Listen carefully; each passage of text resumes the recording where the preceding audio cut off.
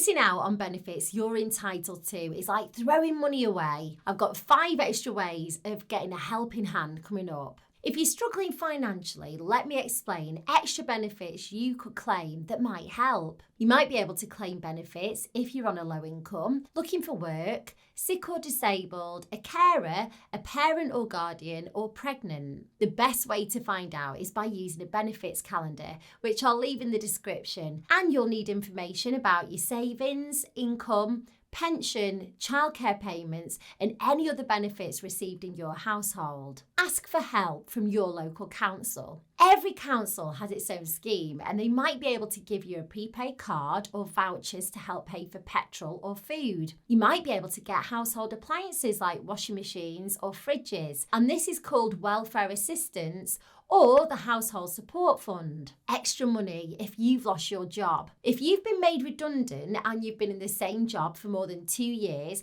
you should get redundancy pay. The minimum you should get is called statutory redundancy pay. If you're not entitled to this and paid PAYE, you may be able to get a tax refund if it was part of the way through the tax year. It's called a tax rebate or tax refund. Help with paying your rent. If you get housing benefit or the housing cost part of universal credit and still can't afford your rent, you could apply for discretionary housing payment. It's called DHP. You'll need bank statements, proof of loans, credit cards, or hire purchase agreements. Letters from your landlord about any arrears you may have, and be able to show that your outgoings are a struggle. If you're a parent and struggling to pay for things, you might be entitled to free school meals. Meals are free for the first 3 years, but normally you have to pay from year 3 onwards. You can get them if you're on income support, child tax credit, or universal credit. Free school meals are administered by local authorities,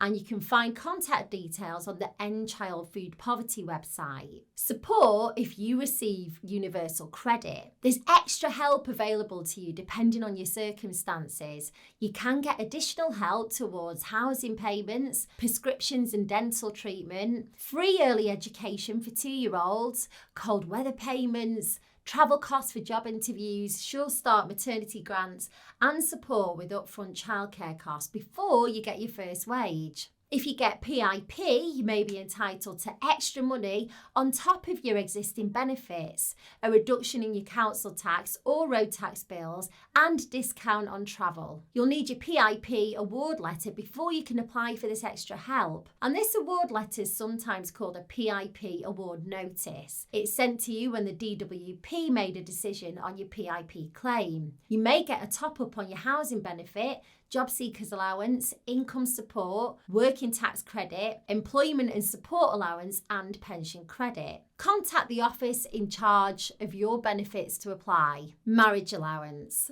This can be quite confusing. It lets married couples or civil partners transfer up to £1,260 between each other in the tax year. This reduces tax by up to £252 from April to April. It's free to apply for marriage allowance if both of you have no income other than your wages. Then the person who earns the least should make the claim. You can apply on the government website. To benefit as a couple, you, as a lower earner, must normally have an income below your personal allowance. This is usually £12,570. Bear that in mind if you're looking into applying.